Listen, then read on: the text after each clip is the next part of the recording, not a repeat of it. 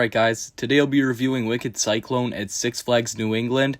This is the RMC hybrid coaster here from 2015, so it's definitely one of the older RMCs, and you could sort of tell that. It's definitely one of the more basic layouts, but it's still a mid-tier RMC, and I'll get into all that in this review. So let's start off with the presentation. I actually think this looks pretty good for a Six Flags coaster. You got a pretty nice queue line. There's some storm theming and everything. There's like this big tower in the center of it going around the final lap, which is kind of cool. And then once you actually get up into the station, you're going to find some posters. There's a guy telling you about, oh yeah, you're going out into the storm. You guys are storm chasers, which is pretty funny given that there's an RMC called Storm Chaser, but it's whatever. The ops on this ride are pretty good. I would say they're pretty average. Once you actually get in these trains, you're going to pull down your restraint, and it's the normal RMC lap bar, so you got those shin guards, which I know a lot of people hate. I personally like them because they help me hold the restraint up during the ride, but I could definitely see how for a taller guest, these would be a big issue. I know my dad definitely does not like these restraints, and the actual lap bar part of it is actually pretty comfortable in my opinion, contrary to what most people will lead you to believe. Now, before we get into the layout, I want to mention that there's not really a bad seat on this ride. I do think the back is slightly better than the front, but honestly, you could go either way on this, and even middle rows aren't too bad. I just think the back's slightly better for the first drop and the double down, but the front definitely has its moments, and again, in the middle, you're not going to lose too much if you get stuck there for some reason. So you're going to pull out of the station, make a right-hand turn, and then go up that lift hill. This is one of the shorter RMCs at only 109 feet tall, but it's still got a great first drop. You get some really good ejector in the back row.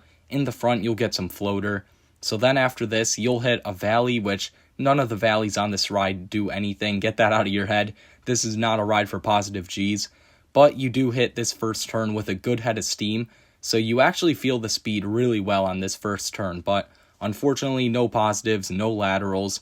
After this, you're going to hit a speed hill, which does give some really nice ejector. Definitely a top 5 moment on the ride in my opinion. You also get some really nice laterals as this is an off-axis hill, just slightly, but you do get thrown to the right slightly, and you also really feel that speed throughout this hill as, you know, it is a speed hill. After that, you'll hit a 0G stall. This is a great stall. You get some good laterals going into and out of it. You don't get airtime on this like you do on Wildcat's Revenge in Airy Force 1, which is unfortunate, but it's whatever. You do get really good hang time on the actual stall. You're just dangling there for a few seconds. After this, you'll hit a bank turn pretty high off the ground, and unfortunately, this doesn't do too much. You get folded over slightly to the left as you do traverse it pretty slowly, so your body just sort of naturally ragdolls to the left, which kind of sucks because you don't get positives on any of these turns. And I think this, or the turn after the drop, should have been profiled so you actually get positives. It sucks, but what can you do? It's an RMC. After this, you'll hit another one of the best elements on the ride, and this is the double down. I personally think this is the third best moment on the ride. You get 2 really strong ejector moments. It feels like a warm-up to what Wildcat's Revenge's double down does to you, because 1, you don't have the laterals, which just adds a whole nother element to Wildcat's Revenge's double down, and 2, it's not as strong, but you still get ejector. You still definitely get launched out of your seat. After this, you're going to hit another speed hill. This one's also pretty sustained. This is another great moment of the ride. You're going to notice Wicked Cyclone has a lot of great moments, but none that are truly excellent. After this, you're going to hit a pop-up, which does give a little bit of airtime while banking you to the left, before heading into the second best element on the ride, which is the off-axis hill. You get strong ejector on this, combined with some laterals. It's not very sustained, but it doesn't matter, because this is a very strong moment of airtime. Again, not necessarily the strongest thing in the world.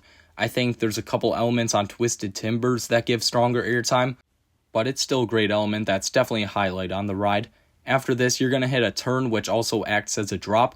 You get a bit of floater in the back on this, but it's not that great of an element. But after it, you'll hit a 0G roll. This is one of the pure floatiest 0G rolls ever. You get some amazing hang time on it, combined with a little bit of laterals. Nothing too crazy. It's not like Iron Gwazi's death roll or the arcade roll, anything special like that. But again, for 2015, it was great. After that, you're going to hit another ejector pop, and then you're going to head into the final lap, which is pretty weak compared to the rest of the ride, besides one moment, which I'll talk about in a few seconds. But before that, you got these 3 pretty lackluster little bumps. They turn you around to the right, and I feel like they only give weak floater. It's pretty disappointing coming from a pretty action-packed first half and getting just weak floater on these turns. You only get mild laterals on them too, so it's very tame. It's very family coaster-esque. Definitely not something you'd expect on an RMC, but what is something you'd expect on an RMC is this next Outer Banked hill. Where did this thing come from? It makes absolutely no sense. The whole third half feels slow and weirdly paced. It feels like you're dying, but all of a sudden you get absolutely chucked out of your seat. This is on par with some of the strongest moments on rides like Twisted Colossus. You get absolutely shot out of your seat on this one. You get strong ejector combined with some laterals. It's a great moment, especially due to how out of nowhere it is. If you don't know what's coming, you have no clue you're about to experience the best moment of the ride. But there it is in the first half of the second half, which doesn't make sense, but I'm not complaining. It gave us one of the most out-of-pocket airtime moments ever. After this, you'll hit a pretty floaty 0G roll. I do think it's slightly better than the first, but it's the same story. You get some good hang time combined with some pretty good laterals, nothing too special. After this, you'll hit a pretty good airtime pop. It's definitely good ejector, nothing too special though. It's the normal RMC stuff, you know? After that, you hit a bump which is very similar to the 3 at the start of this final lap, and it's pretty okay. Again, you get some very weak airtime, weak laterals. It's definitely a pretty forgettable part of the ride, but after it, you get another ejector pop.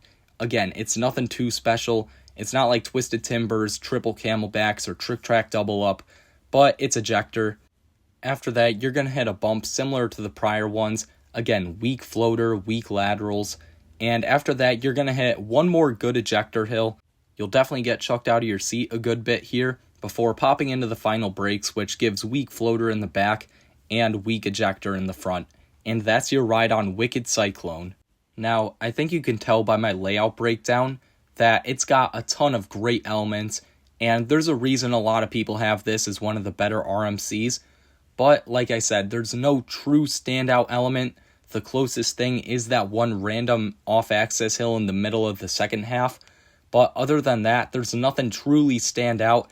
And that one moment really just stands out because of how different it is from everything else in that second half. The rest of the ride sort of blends together really well, which is a good thing and a bad thing. On one hand, there's no dud elements. It's not like Twisted Timbers where there's 3/3 and the second one is significantly better than the first and the third. This one is pretty consistent throughout pretty much most of the ride until that final lap, where you have that one insane moment and then a pretty tame ride. There's a good amount of A-tier elements. The first drop, that first speed hill, the double down, that speed hill after the double down, that first off-axis hill, and that off-axis hill during the second half there. But it's nothing too special. There's nothing that I'd consider an S-tier element, like the death roll, like the double up on Air Force 1, or pretty much the entirety of Air Force 1.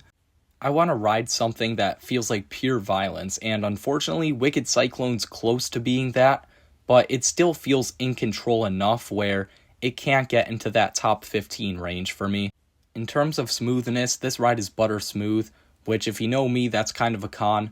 But for most people, that's going to be a good thing that they won't have to deal about pain. But you could bet on pretty much any RMC with the exception of maybe the topper tracks being butter smooth. It's weird because I feel like there's a lot of people in the community that have the same opinion as me, but there's also others like Airtime Thrills that think this ride is a top 5 worthy coaster for them out of over 600 credits, which I just don't think is true. It can't compete with rides like Goliath at Over Georgia or Lightning Rod. And it definitely can't compete with rides like El Toro or Iron Gwazi. So for Wicked Cyclone's final score, I'm giving it a 9 out of 10. It's a fantastic ride. It's absolutely a great coaster. Top 100 in the world for sure. It's a borderline top 20 coaster for me, but it's just not quite as good as some of the other RMCs. It's a mid-tier RMC. So that is my review of Wicked Cyclone at Six Flags New England. Let me know what you guys thought of this video down in the comments below. Make sure to like and subscribe, and I'll see you guys next time.